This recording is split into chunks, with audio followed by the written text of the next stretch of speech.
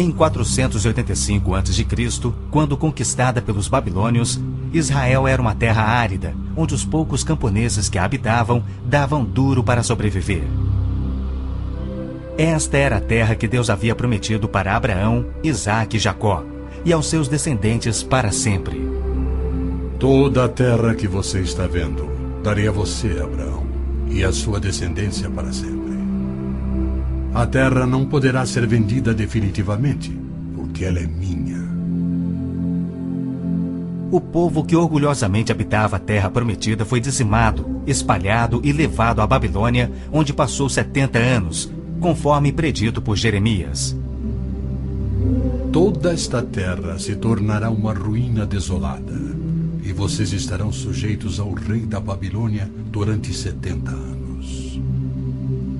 Muitos judeus haviam voltado a Jerusalém para reerguer o templo, mas o resto da cidade estava em ruínas, suas paredes derrubadas e portões queimados. Em meio à desolação, Deus inspirou o profeta Zacarias a proferir uma das profecias mais notáveis já registradas. Ela predizia o período bíblico conhecido como os últimos dias. Farei de Jerusalém uma taça que embriague todos os povos ao seu redor. Farei de Jerusalém uma pedra pesada para todas as nações. O cumprimento dessa profecia, após o admirável renascimento de Israel em 1948, é constatado pelo mundo todo. Exatamente como previsto na Bíblia, ao invés de Nova York, Berlim ou Moscou, a pequenina Jerusalém é o fardo maior dos países do mundo. O peso que ela tem é tal que o Conselho de Segurança das Nações Unidas dedicou quase 1/3 das suas deliberações a Israel, que representa apenas 1/1000 da população mundial.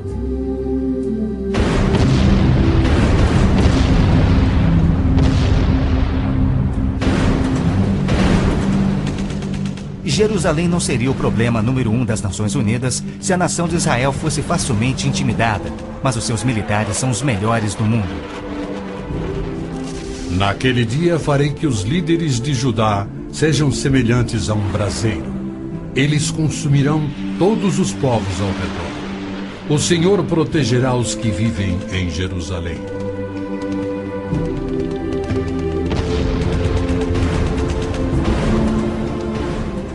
E exatamente como previsto, Israel tem devorado quem o ataca, vencendo todas as guerras, apesar de enormes desvantagens.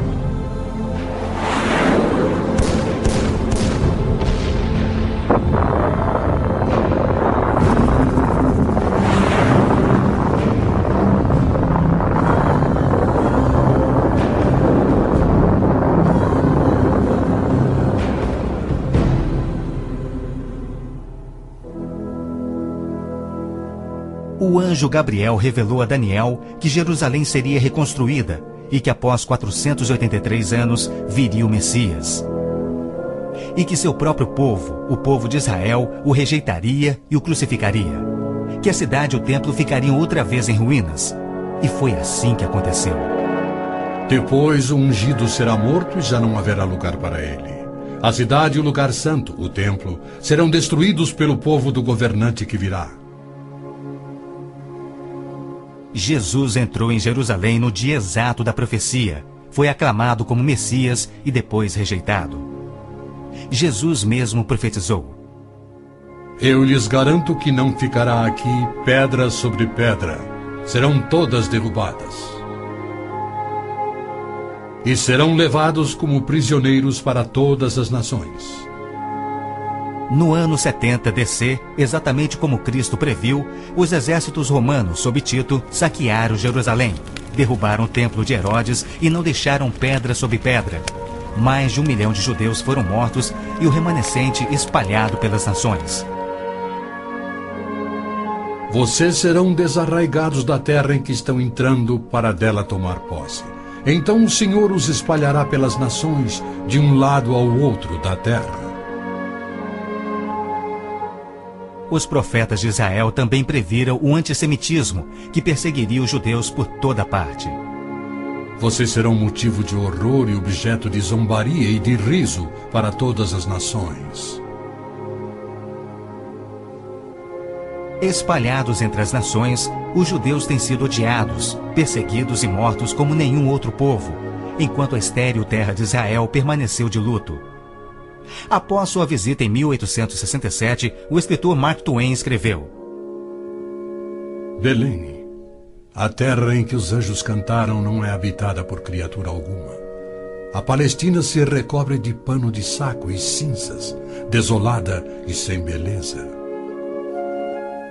Em outra de suas profecias admiráveis, Jesus declarou: Jerusalém será pisada pelos gentios, até que os tempos deles se cumpram. Jerusalém foi disputada por todos os grandes povos da história. Babilônios a dominaram, depois os medo-persas. Alexandre o Grande tomou a Palestina para os gregos em cerca de 300 a.C.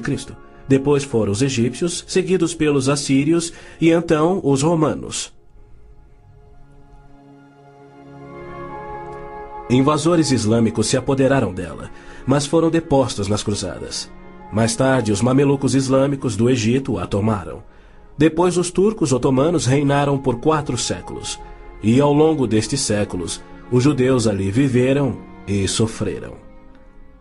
O pleno cumprimento das profecias bíblicas sobre Israel, Jerusalém e os judeus é a prova incontestável da existência de Deus e da veracidade bíblica.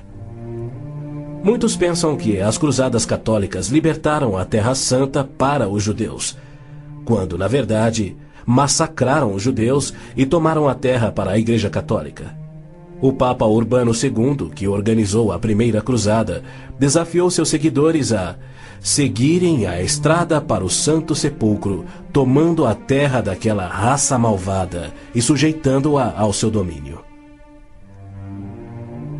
Hordas de voluntários, ostentando a bandeira da cruz, massacraram os judeus, a linhagem terrena de Cristo.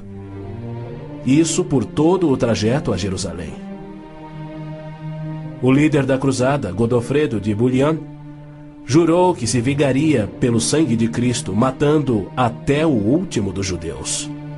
Ao tomarem a cidade de Davi, seus homens perseguiram os judeus até a sinagoga e atearam fogo nela. Os papas subsequentes trataram os judeus como leprosos sem qualquer direito. Entre estes, Pio VII, Leão XII, Pio VIII e Gregório XVI.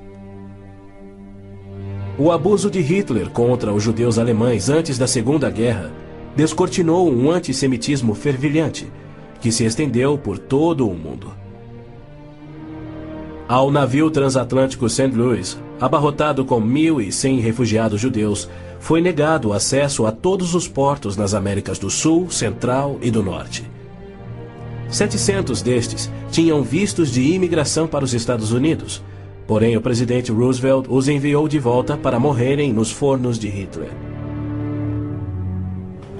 Até mesmo a Suíça rejeitou os judeus, devolvendo-os aos seus assassinos, e serviu como banqueira de Hitler, guardando para os nazistas bilhões de dólares em ouro e dinheiro roubado das vítimas judias. No final da Segunda Guerra, a promessa de Deus de retornar o seu povo à Terra Prometida parecia mais absurdamente ilógica do que nunca. 6 milhões de judeus perderam a vida no Holocausto de Hitler, um fato que muitos continuam a negar. Embora Adolf Eichmann relatou, enquanto prisioneiro, que o massacre dos judeus foi o maior de todos os crimes, a maior dança funesta da história da humanidade.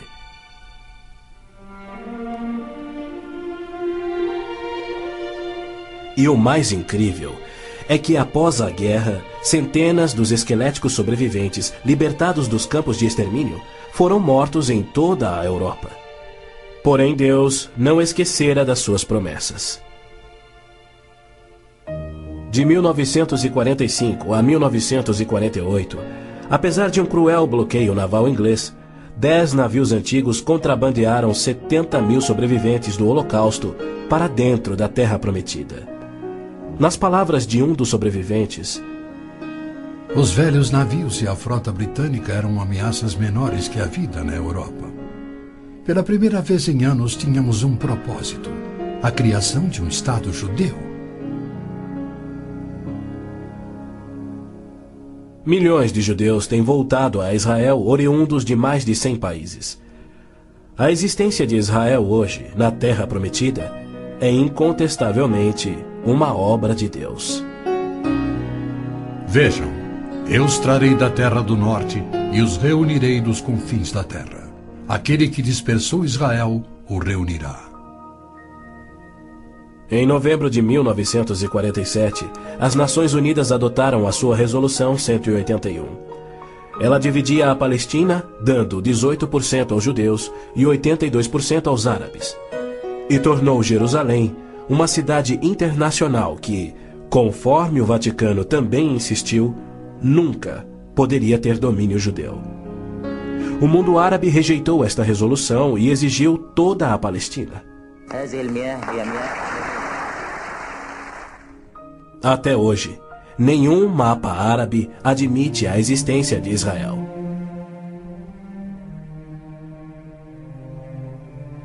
Em 14 de maio de 1948, Israel declarou sua independência. E foi imediatamente invadido por 6 nações árabes. Seus soldados eram várias vezes mais numerosos que os colonos judeus e tinham superioridade indiscutível em armas, tanques e aviões. Tendo recebido da ONU uma faixa estreita e indefensável de terra, rodeada de inimigos dispostos a exterminá-lo, Israel deveria ter sido aniquilado. Porém, para a surpresa do mundo inteiro, que torcia para os seus inimigos, os colonos israelenses derrotaram os que buscavam destruí-los, exatamente como Deus prometera. E assim tem acontecido em guerra após guerra, à medida que seus inimigos têm tentado aniquilar Israel. Sim, é isto mesmo. A aniquilação é o seu propósito declarado. Os muçulmanos têm como dever religioso a exterminação dos judeus. Eles sonham com sua destruição e promovem festividades para honrar os assassinos dos inocentes cidadãos de Israel. O fundamentalismo islâmico começa a varrer o nosso mundo. O próprio Maomé declarou: A última hora não virá antes que os muçulmanos lutem contra os judeus e os muçulmanos os matem. Mas por que a imprensa chama os terroristas muçulmanos de radicais e extremistas? Na verdade, eles apenas estão sendo fiéis ao islamismo. O Corão ordena: Não tomeis por confidentes amigos os judeus nem os cristãos. Matai os idólatras, os não muçulmanos, onde quer que os acheis. Capturai-os, acossai-os e espreitai-os.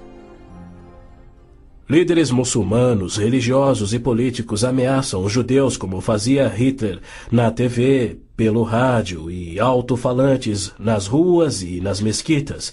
Quando Gaddafi brada: a batalha de Israel será tal que Israel deixará de existir, ele fala por todos.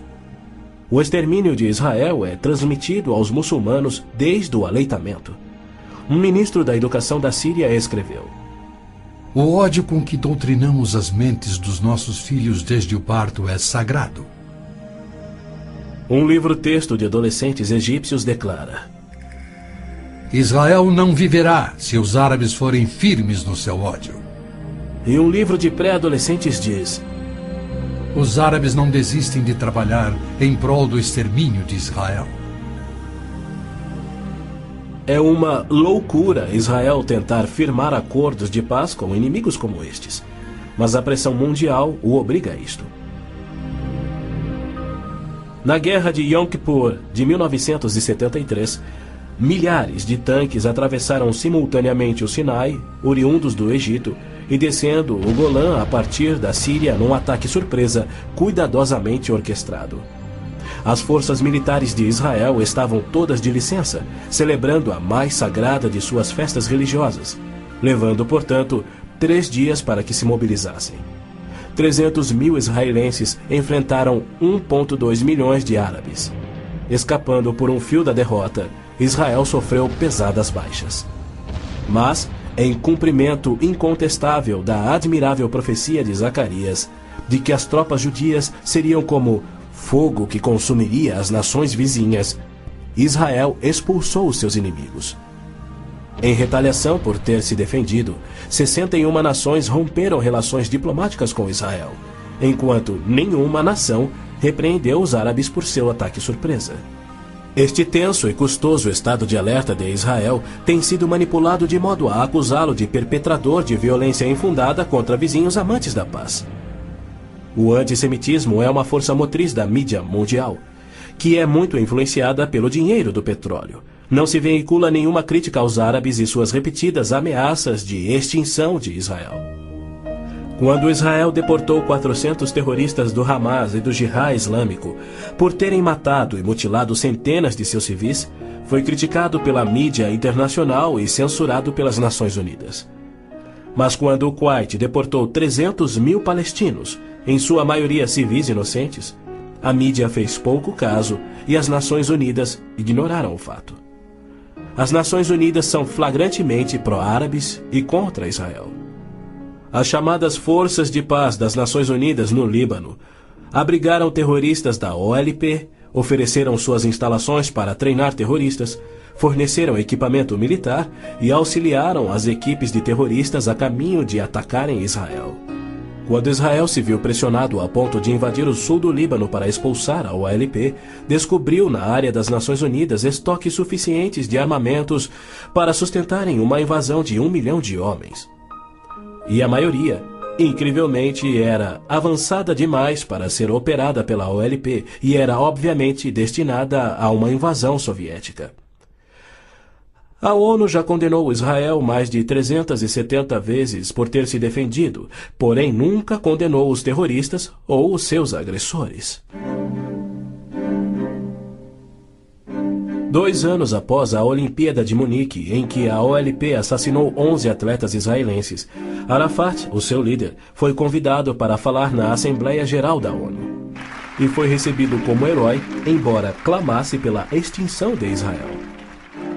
O então secretário-geral da ONU, Boutros Ghali, declarou: Os judeus devem abrir mão de sua condição de nação e do Estado de Israel para serem assimilados como uma comunidade do mundo árabe.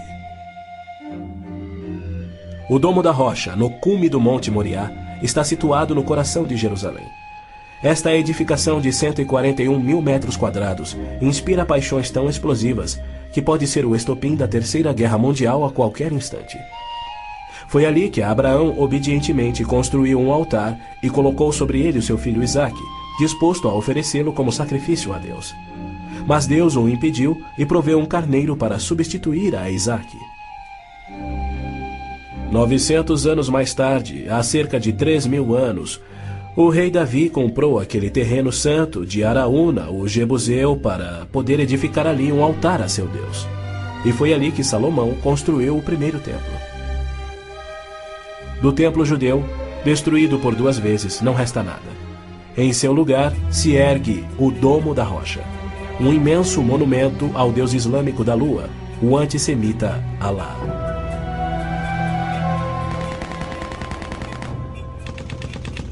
Em 1967, quando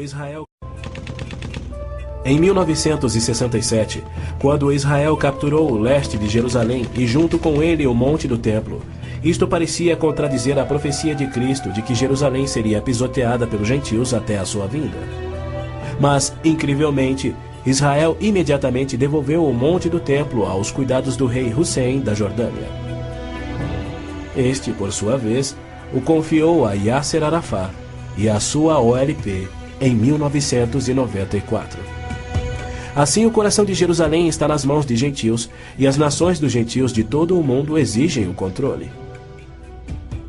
Uma das principais tensões no Oriente Médio, hoje em dia, é a questão do chamado povo palestino. A Organização de Libertação da Palestina, a OLP, liderada por Yasser Arafat desde 1969, alega representar os palestinos. A OLP declara: Nosso conflito com o inimigo sionista não surge em função da demarcação de suas fronteiras, mas sim da própria existência de Israel. A OLP, como todos devem saber, é uma organização islâmica de terrorismo. Ela treinou as gangues de assassinos de Idi Amin, que mataram 300 mil cristãos negros em Uganda. Na verdade, a maioria das organizações terroristas em todo o mundo foram treinadas pela OLP. Arafat cometeu seu primeiro assassinato aos 20 anos. Sob sua liderança, a OLP se tornou a maior, a mais rica, a mais violenta e a mais sangrenta das organizações terroristas já conhecidas. Em 1970, a OLP tinha 55 bases na Jordânia, e seu terrorismo contínuo contra os civis jordanianos era tão maligno que o rei Hussein a atacou com suas tropas de beduínos, e após semanas de sangrentas batalhas, expulsou a OLP para o Líbano. Ali, a OLP aniquilou as cidades cristãs de Damour, Beit Malá, Tal Abbas e outras. A mídia fez vistas grossas ao seu reinado de terror no Líbano. A imprensa internacional foi ameaçada e se manteve em silêncio. Os que ousaram divulgar a verdade tiveram mortes brutais. Larry Buckman e Sean Turan, da TV ABC, Mark Trion, da rádio belga Livre, Robert Pfeffer, da revista Der Spiegel, e outros. Cerca de 300 mil civis libaneses foram mortos e mais de 100 mil das jovens sobreviventes foram engravidadas por estupros da OLP antes que Israel a expulsasse. Porém, novamente, Israel foi censurado. Ladies and gentlemen, Mr. Arafat, Chairman of the Executive Council of the Palestine Liberation Organization, His Excellency Yitzhak Rabin, Prime Minister of Israel, the President of the United States.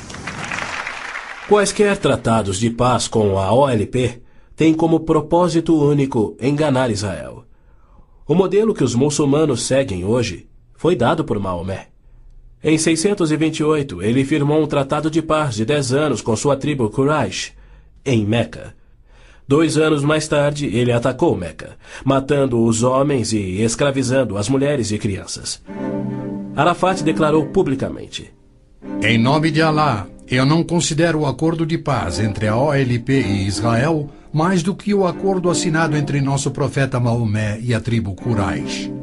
A paz para nós implica na destruição de Israel.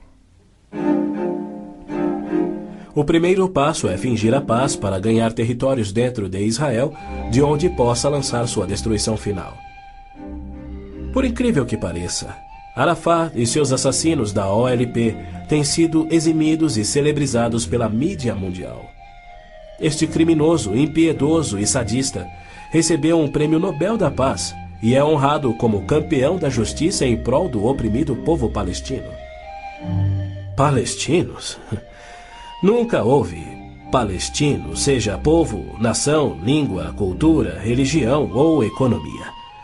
As alegações de serem descendentes de um povo palestino que supostamente habitou uma terra chamada Palestina por milhares de anos não passa de uma mentira intencional. A terra era chamada Canaã e era habitada por cananeus. E o que fora Canaã tornou-se a terra de Israel quando Deus a entregou ao seu povo. Porém, uma história revisada que oculta a verdade é promovida nas melhores enciclopédias e livros, incluindo publicações cristãs. Aqueles que hoje se denominam palestinos são árabes, por berço, língua, religião islâmica e cultura. A origem do termo Palestina provém dos filisteus, os arqui-inimigos do antigo Israel. Em 130 d.C., os romanos reconstruíram Jerusalém como uma cidade pagã, tendo um templo de Júpiter no lugar do templo judeu. Provocados à rebelião, 500.000 de judeus foram mortos e milhares escravizados. Os romanos, irados, renomearam a terra de Israel, batizando-a de Síria-Palestina. Assim surgiu o termo palestino. Dali em diante, os judeus que ali viviam foram chamados de palestinos. Na Segunda Guerra, o exército britânico tinha uma brigada palestina composta por voluntários judeus. A Orquestra Sinfônica da Palestina era de judeus, assim como o Palestine Post era um jornal de judeus. Em 1948, árabes fugidos de Israel começaram a alegar que eles eram os verdadeiros palestinos e que a terra de Israel sempre lhes pertencera. E a mídia mundial promove essa mentira. Mas a verdade é que em 1948 os árabes ocupavam meros 3% da Palestina, enquanto que a posse de Israel data de 4.000 anos de quando Abraão adquiriu a caverna Macpela em Hebrom. Ali Abraão sepultou sua esposa Sara, e ali estão enterrados Abraão, Isaque, Rebeca, Jacó e Lia. Em Hebrom, Davi foi coroado rei. É um lugar sagrado para os judeus e não tem nada a ver com os árabes ou com o Islã. E ainda assim os muçulmanos ignoram a presença contínua dos judeus por 3.000 anos e dizem que Hebrom é sua. Construíram uma mesquita e estão determinados a expulsar todos os residentes judeus. Há meio século, o mundo convive com o problema de centenas de milhares dos autodenominados refugiados palestinos da guerra pela independência em 1948. Em mais uma mentira típica, a mídia internacional acusa os judeus de impiedosamente desalojarem a população nativa. Mas, na verdade, foi o alto comando árabe que os instruiu por rádio a deixar rapidamente a Palestina enquanto eles massacrariam os judeus. Uns 350.000 fugiram. Muitos ficaram. Os que ficaram hoje são cidadãos israelenses e atualmente compõem uns 16% do eleitorado de Israel. A Jordânia anexou o território palestino designado pela ONU, expeliu todos os judeus, destruiu as sinagogas judaicas e renomeou de margem ocidental as terras conhecidas por Judéia e Samaria desde os tempos bíblicos. Apesar dos milhões de dólares em jazidas de petróleo e uma área terrestre 700 vezes maior do que a de Israel, as nações árabes se recusam a aceitar quaisquer refugiados de 48 e a dar-lhes vida normal. Somando milhões devido à sua alta taxa de natalidade, hoje eles são restritos a vergonhosos acampamentos de refugiados em Gaza, Jordânia, Líbano, Síria e na margem ocidental. Estes infelizes são mantidos assim para que seu infortúnio seja exibido como propaganda. Por outro lado, o recém-formado Estado de Israel, cuja população somava 600.000, absorveu rapidamente 820.000 refugiados judeus que fugiam das terras árabes, onde por 13 séculos, desde o advento do islamismo, eram sujeitados a surras e cusparadas nas ruas e mercados. Centenas foram brutalizados ou mortos pelos muçulmanos em surtos imprevisíveis de violência e tiveram suas posses confiscadas. O renascer de Israel propiciou um refúgio acolhedor para o qual fugiram.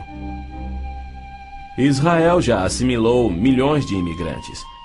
Mais de 1 milhão de refugiados ficaram sob o domínio de Israel nos acampamentos em 1967, na Guerra dos 6 Dias. Israel lhes oferece terras estatais, eletricidade, água, esgoto, pavimentação e escolas, e já construiu 9 complexos residenciais para abrigar 10.000 famílias. As nações árabes, incrivelmente, se opõem ao auxílio que Israel oferece aos seus refugiados. Ainda mais incrível é que as Nações Unidas adotam anualmente as seguintes surpreendentes resoluções. A Assembleia Geral exige que Israel desista da reintegração dos palestinos na faixa de Gaza. A Assembleia Geral conclama novamente a Israel para que se retraia de quaisquer ações destinadas à reintegração dos refugiados palestinos. Se formos analisar a história, Jerusalém sempre foi a capital de Israel e seus reis. Hoje em dia, cedia ao seu parlamento. Porém, embaixadas estrangeiras se situam em outros pontos. Segundo o ministro das Relações Exteriores do Vaticano, em visita a Israel em 98, a presença de Israel no lado oriental de Jerusalém constituía uma ocupação ilegal. Em março de 1999, Israel foi advertido que a União Europeia não reconhecia a sua soberania sobre Jerusalém. Numa bula papal do Jubileu de 2000, o Papa João Paulo II rejeitou novamente a soberania israelense sobre Jerusalém. Em fevereiro de 2000, o Vaticano assinou um acordo com a OLP no qual se pedia garantias internacionais de que Jerusalém fosse mantida sob controle internacional. Os maiores inimigos de Israel são o Islã e o catolicismo romano. João Paulo II tem calorosamente recebido o fascínora Yasser Arafat, diversas vezes, até mesmo quando estava no auge de sua carreira como um dos assassinos e criminosos mais notórios do mundo. É claro que João Paulo II tem piamente condenado o antissemitismo, como lhe cabe fazer. Porém, ele se limita a se desculpar por atos cometidos por filhos e filhas da Igreja. E ele nunca, jamais, admitiu que os judeus e evangélicos martirizados na Inquisição o foram por política oficial da Igreja e seus papas. Roma insiste até em nossos dias que os católicos e não os judeus são o povo escolhido por Deus. Por exemplo, em 1928, um decreto do Vaticano se referia aos judeus como povo anteriormente escolhido por Deus. Em 1965, o Segundo Concílio do Vaticano declarou: a Igreja constitui o novo povo de Deus. A Roma Católica se denomina a Cidade Santa, a Cidade de Deus, a Cidade Eterna, títulos que Deus deu a Jerusalém. O interessante é que, ao invés de repreender Arafat por sua paixão por aniquilar Israel e suas crenças islâmicas anticristãs, o Papa aceitou seu convite para estar com ele em Jerusalém, celebrando a quem chamou de o nosso Jesus Cristo, entre aspas. Nosso Jesus Cristo? Segundo Arafat, Jesus foi um palestino que lutava contra Israel por sua liberdade, e o Papa apenas sorriu e o abençoou.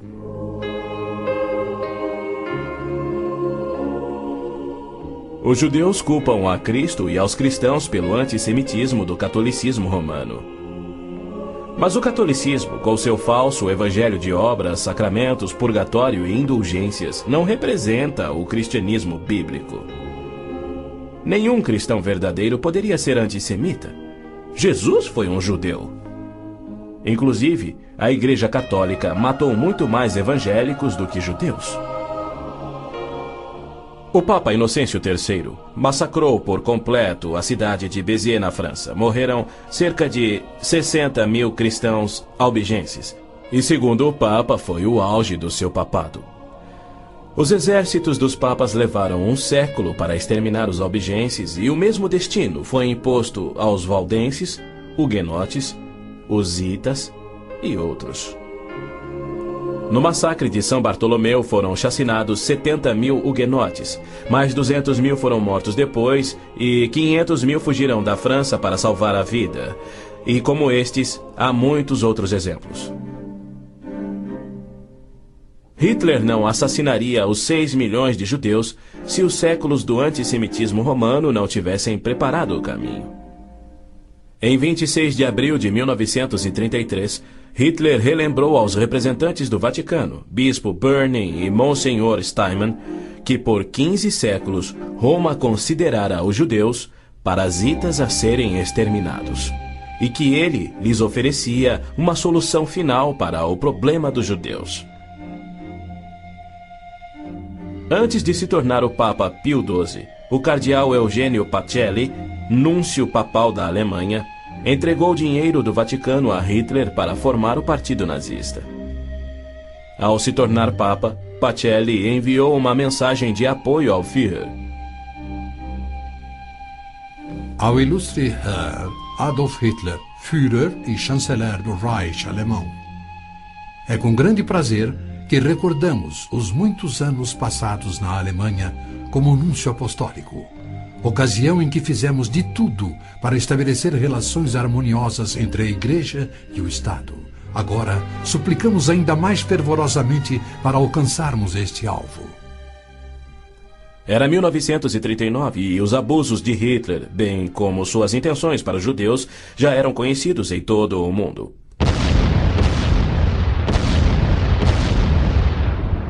Foi em janeiro daquele ano que Hitler declarou que a guerra resultaria na, abre aspas, exterminação da raça judaica, fecha aspas. Die Völker noch einmal in einen Weltkrieg zu stürzen, dann wird das Ergebnis nicht der Sieg des Judentums sein, sondern die Vernichtung der jüdischen Rasse in Europa.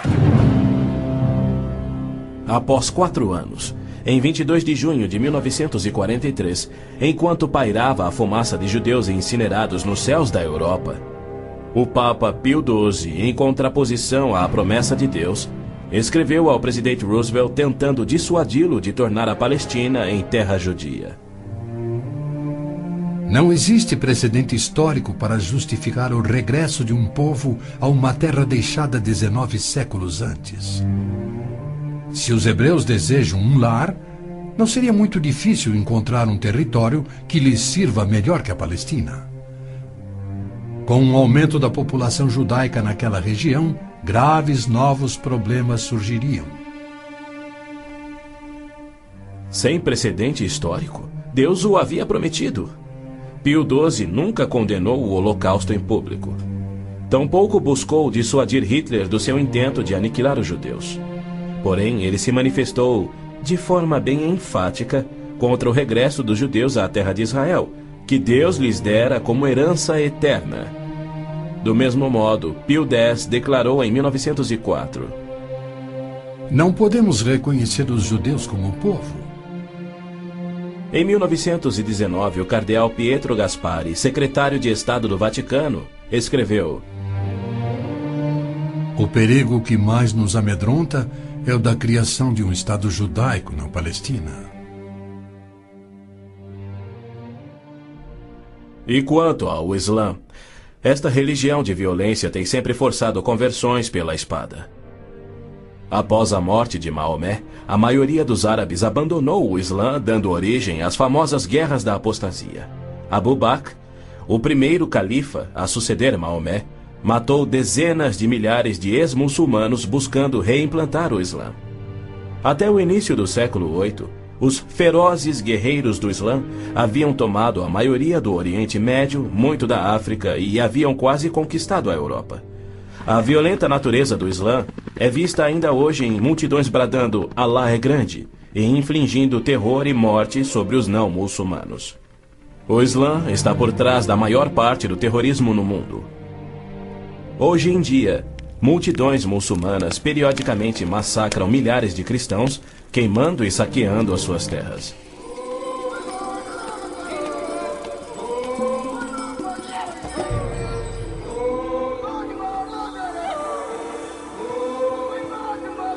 No sul do Sudão, milhões de cristãos negros estão sendo privados de alimento, escravizados e até mortos pelo governo islâmico do norte. É verdade que os judeus foram mortos durante as cruzadas, mas isso foi contra o ensinamento de Cristo e seu divino exemplo. Já os terroristas muçulmanos matam como forma de obediência a Allah, em obediência ao Corão e ao ensino e exemplo de Maomé.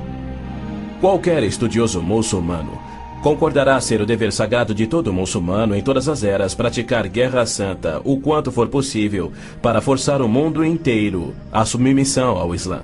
O Corão mantém mais de 100 versículos sobre lutar e matar neste propósito. Porém, a mídia internacional insiste em descrever o Islã como religião pacífica. Tony Blair, o premier britânico, classificou o Islã dizendo ser sinônimo da paz, tolerância, além de uma força para o bem. Muitos políticos de destaque no Ocidente têm elogiado o Islã e seus caminhos pacíficos, e líderes religiosos também.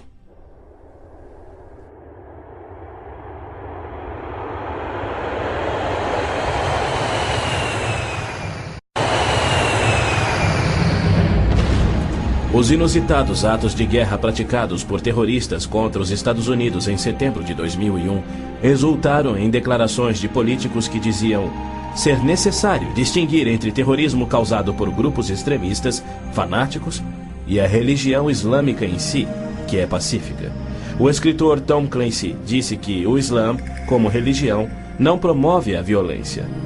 Uma declaração incrível frente aos ensinos contidos no Corão, os de Maomé, e a violência contínua que historicamente caracteriza o avanço do Islã.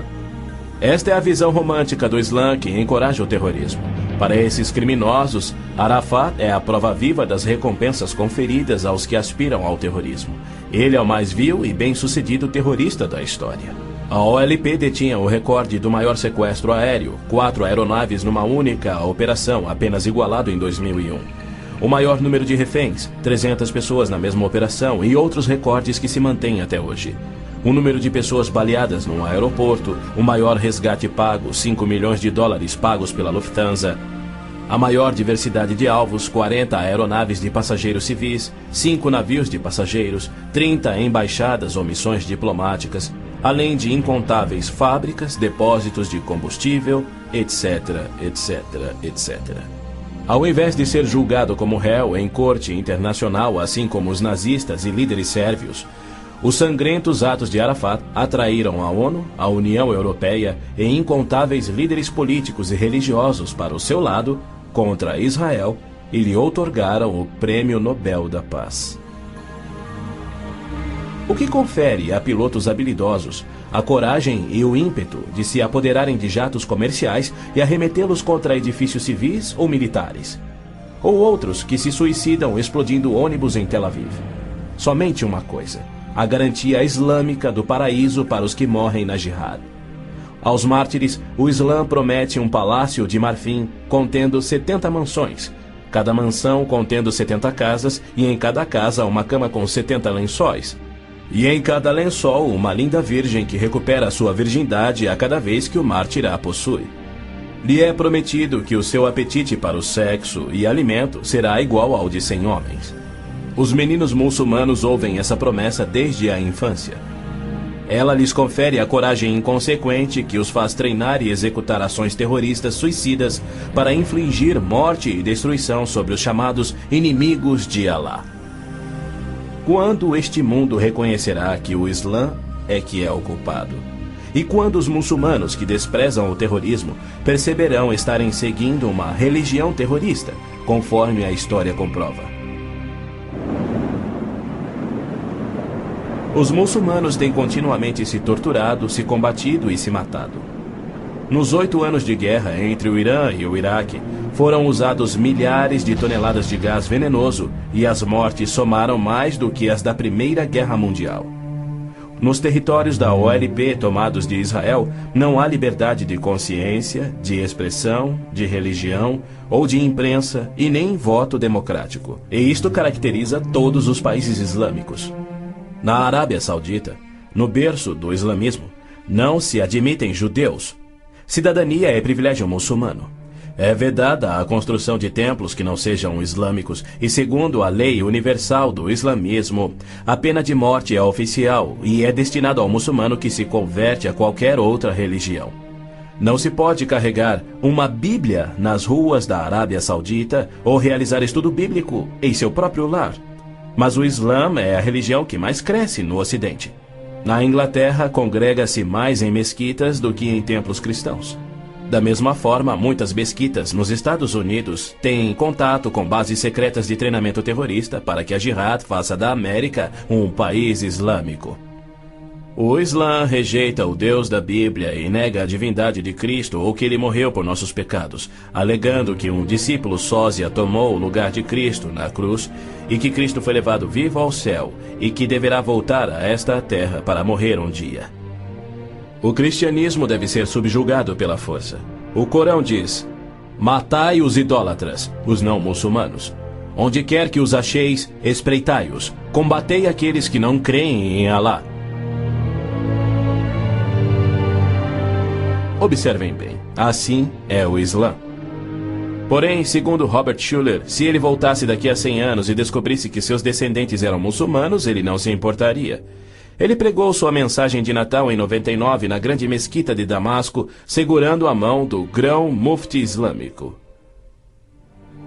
Mais tarde, quando entrevistado por Larry King, Schuller disse animadamente ter sentido a afinidade espiritual além de uma concordância de fé e filosofia, e se referia a esse líder muçulmano anticristão.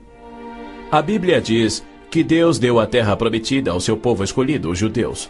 Já o Islã diz que Alá deu estas terras aos árabes. Assim se desdobra um tremendo conflito entre o Deus de Abraão, Isaque e Jacó, que ama os judeus, e o Deus de Maomé, que odeia os judeus e pede a sua destruição. O conflito real não é entre judeus e árabes, mas entre o Deus da Bíblia cujo nome é Javé, e o Deus do Corão, chamado Alá. 12 vezes no texto bíblico Deus refere-se a si mesmo como o Deus de Abraão, o Deus de Isaque e o Deus de Jacó. Então, Javé declarou a Moisés: diga aos israelitas, o Senhor, o Deus dos seus antepassados, o Deus de Abraão, o Deus de Isaque, o Deus de Jacó enviou-me a vocês. Esse é o meu nome para sempre, nome pelo qual serei lembrado de geração em geração. É Satanás que tem inspirado 3.000 anos de antissemitismo.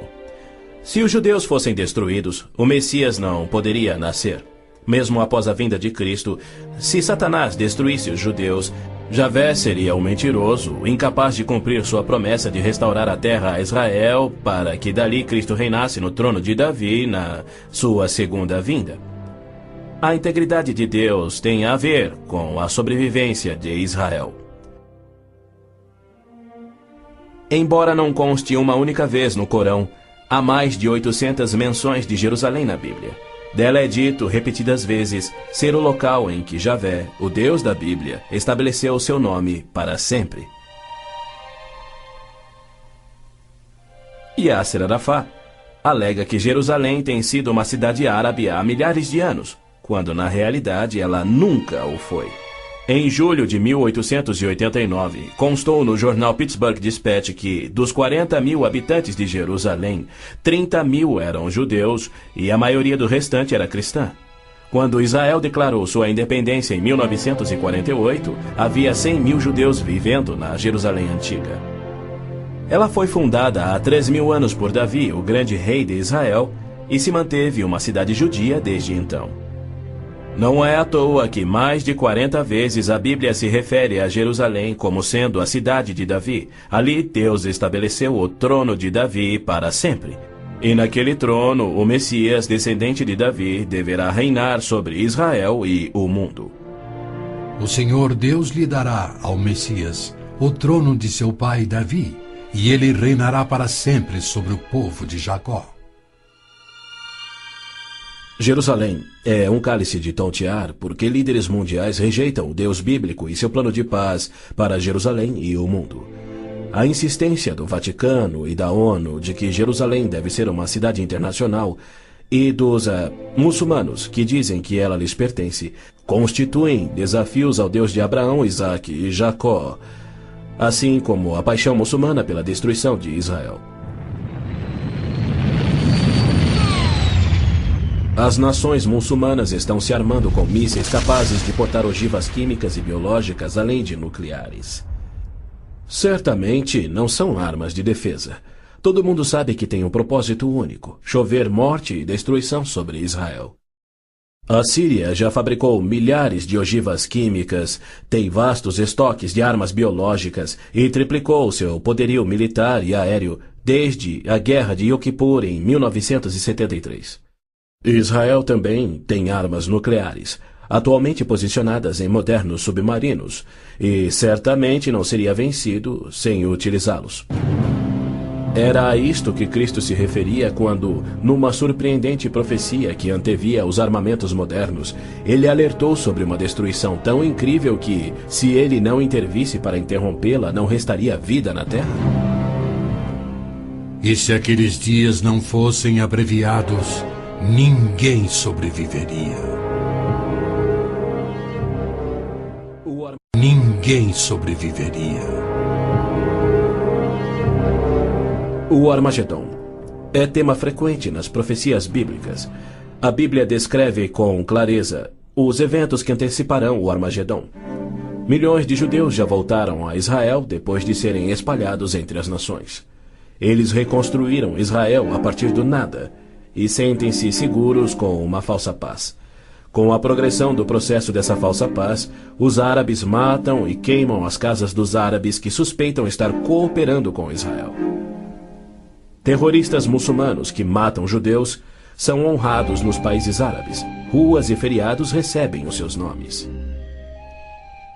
Na virada do milênio, o Prêmio Palestino de Cultura foi outorgado a Abu Daud por seu livro, no qual descreveu como planejou e executou o assassinato de 11 atletas israelenses nas Olimpíadas de Munique em 72.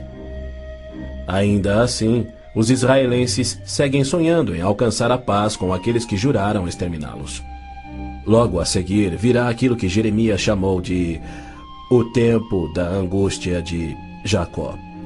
Exércitos do mundo, sob o anticristo, serão trazidos ao Armagedom por Javé, no intento de puni-los por terem odiado, perseguido e matado o seu povo Israel, e para disciplinar Israel por sua descrença. Você, anticristo, avançará contra Israel, o meu povo, nos dias vindouros. Trarei você contra a minha terra para que as nações me conheçam, e todas as pessoas da face da terra tremerão diante da minha presença. Reunirei todos os povos para lutarem contra Jerusalém. Depois, o Senhor sairá para a guerra contra aquelas nações. As frases "a minha presença" e "o Senhor sairá para a guerra" indicam que Deus mesmo virá salvar Israel no Armagedom. Zacarias diz: Deus virá como um homem ressurreto que foi traspassado. Este só pode ser o Messias, a quem Isaías chamou Deus poderoso, o Pai eterno. Ouça novamente as previsões dos profetas judeus sobre a rejeição do Messias, sua crucificação pelo seu povo e sua morte pelos pecados do mundo. Perfuraram minhas mãos e meus pés na crucificação. Foi desprezado e rejeitado, eliminado da terra dos viventes. Por causa da transgressão do meu povo, ele foi golpeado. Então o ungido será morto e já não haverá lugar para ele, apenas para os pecados do mundo. Em consonância com os profetas de Israel, João nos revela o Armagedom no último livro da Bíblia e nos mostra Cristo voltando do céu para destruir o anticristo, exatamente como Paulo também profetizou. Vi os céus abertos e diante de mim um cavalo branco, cujo cavaleiro se chama Fiel e Verdadeiro. Seus olhos são como chamas de fogo, e seu nome é Palavra de Deus. Então vi a besta, o anticristo, os reis da terra e os seus exércitos, reunidos para guerrearem contra aquele que está montado no cavalo e contra o seu exército. Mas a besta foi presa, e com ela o falso profeta. Os dois foram lançados vivos no lago de fogo.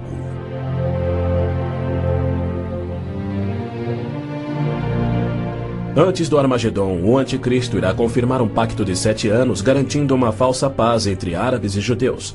Prometerá segurança a Israel, permitirá que Israel reconstrua o templo e reinicie os sacrifícios de animais, após um intervalo de mais de 1.900 anos.